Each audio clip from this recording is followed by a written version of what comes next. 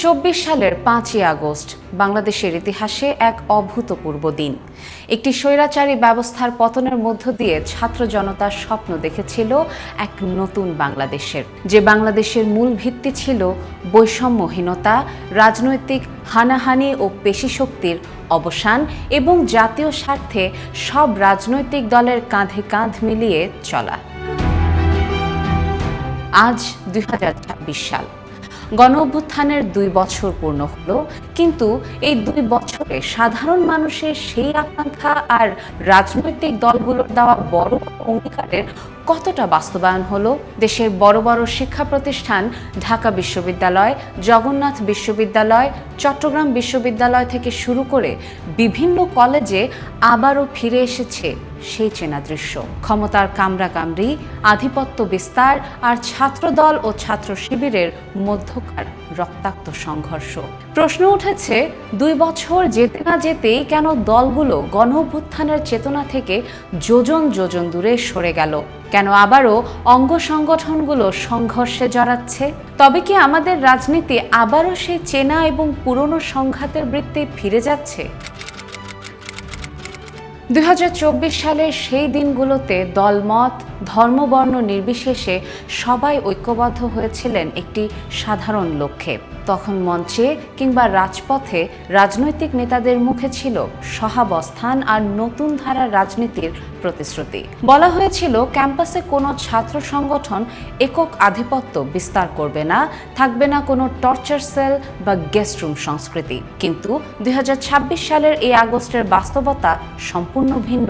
ক্ষমতার শূন্যতা পূরণের লড়াই এবং ছাত্র সংগঠনগুলোর ভেতরের পুরনো চরিত্র ততই স্পষ্ট হয়েছে। আবাসিক হলের সিট দখল, ক্যাম্পাসে একক নিয়ন্ত্রণ প্রতিষ্ঠা এবং ব্যানার ফেস্টুন ছেঁড়াকে কেন্দ্র করে রাজধানী থেকে শুরু করে বিভাগীয় শহরগুলোর ক্যাম্পাস এখন রণক্ষেত্র। বিশ্লেষকরা বলছেন, এই সংঘাত হঠাৎ করে হওয়া কোনো ঘটনা নয়, এটি আসলে দীর্ঘদিনের রাজনৈতিক মনস্তত্ত্বের বহিঃপ্রকাশ। রাজনৈতিক দলগুলো মুখে সংস্কারের কথা বললেও তাদের অঙ্গ সংগঠনগুলো তৃণমূল কর্মীরা এখনও বিশ্বাস করে যার ক্ষমতা ক্যাম্পাস তার। ধারণা করা হয়েছিল 24-এর পর ক্যাম্পাসে কিংবা রাজনৈতিক অঙ্গনে পুরনো রাজনীতির সেই ছবি আর চোখে পড়বে না। কিন্তু সে আশা এখন নিরাশায় ধরা দিয়েছে। ছাত্রদল আর শিবিরের মধ্যে ঘটছে সংঘর্ষের ঘটনা। প্রশ্ন উঠেছে, তবে কি শুধু চেহারা বদলেছে? চরিত্র কি আগের মতোই রয়ে গেছে?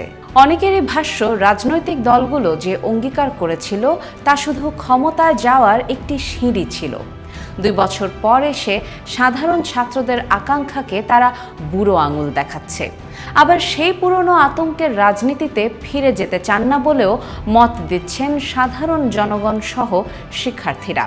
এদিকে ছাত্রদল শিবির একে অন্যের বিরুদ্ধে বক্তব্য দিয়ে পরিস্থিতি আরও উত্তপ্ত করে তুলছে। এমনকি দুপক্ষেরই দাবি তারা নির্দোষ। প্রশ্ন উঠছে, তাহলে দোষী কারা? কেন গণঅভ্যুত্থানের মাত্র 2 বছরের মাথায় রাজনৈতিক দলগুলো তাদের অঙ্গীকার থেকে এতটা দূরে সরে গেল? বিশ্লেষকরা বলছেন, 2024 সালের আন্দোলনে দলগুলোর ঐক্য ছিল কৌশলগত, আদর্শিক নয়। স্বৈরাচার পতনের পর যখনই একটি অন্তর্বর্তীকালীন সময় পার হয়ে দেশ নির্বাচনের দিকে এগোচ্ছে, তখনই দলগুলোর নিজস্ব এজেন্ডা সামনে চলে এসেছে। বিএনপি এবং জামায়াতের মতো বড় দলগুলোর ছাত্র সংগঠনগুলো তখন থেকে রাজনৈতিক মাঠ ও ক্যাম্পাস নিজেদের নিয়ন্ত্রণে রাখতে চায়, যাতে আগামী দিনে তারা একচেটিয়া সুবিধা ভোগ করতে পারে। বাংলাদেশের রাজনৈতিক সংস্কৃতির সবচেয়ে বড় রোগ হলো, যে দল ক্ষমতায় আসে বা আসার সম্ভাবনা থাকে তারা পুরো রাষ্ট্র এবং শিক্ষা প্রতিষ্ঠানগুলোকে নিজেদের ব্যক্তিগত সম্পত্তি মনে করে। গত 15 বছরের দলীয়করণের যে সংস্কৃতি, তা এই 2 বছরেও আমূল পরিবর্তন করা সম্ভব হয়নি। ফলে ছাত্রদল ভাবছে 15 বছর পর তাদের সময় এসেছে, আর শিবির ভাবছে তাদের দীর্ঘদিনের আত্মত্যাগের পর এখন তাদের অধিকার প্রতিষ্ঠার সময়। এই 2 শক্তির পারস্পরিক মনস্তাত্ত্বিক সংঘাতই ক্যাম্পাসের মারামারির মূল কারণ, এমনটাই দাবি করছেন রাজনৈতিক বিশ্লেষকরা। গণঅভ্যুত্থানের পর বড় রদবদল হয়েছে বিশ্ববিদ্যালয়গুলোর প্রশাসনে। কিন্তু অনেক ক্ষেত্রেই দেখা যাচ্ছে নতুন শিক্ষা প্রতিষ্ঠান প্রধান বা প্রক্টরিয়াল বডি ছাত্র সংগঠনগুলোর উপর কঠোর আইনি ও প্রশাসনিক নিয়ন্ত্রণ আরোপ করতে ব্যর্থ হচ্ছেন। দলীয় চাপের মুখে প্রশাসনের এই দুর্বলতা সংঘাতকে আরও উস্কে দিচ্ছে। রাজনীতি থাকবে, আদর্শের লড়াইও থাকবে, কিন্তু তা যদি সাধারণ শিক্ষার্থীর রক্ত ঝরিয়ে কিংবা শিক্ষার পরিবেশ ধ্বংস করে হয় তবে তা কোনোভাবেই কাম্য নয়। 2024 সালে আবু সাঈদ মুগ্ধদের রক্তের দাগ এখনো শুকায়নি। যে মায়েরা তাদের সন্তান হারিয়েছেন তারা কোনো নতুন সংঘাতের বাংলাদেশ দেখতে চাননি। রাজনৈতিক দলগুলোকে বুঝতে হবে 2024-এর পর এদেশের তরুণ সমাজ অনেক বেশি সচেতন। দলগুলো যদি নিজেদের চরিত্র না বদলায় তবে ইতিহাস কাউকেই ক্ষমা করবে না। তবে কি ফিরে আসছে সংঘর্ষের রাজনীতি?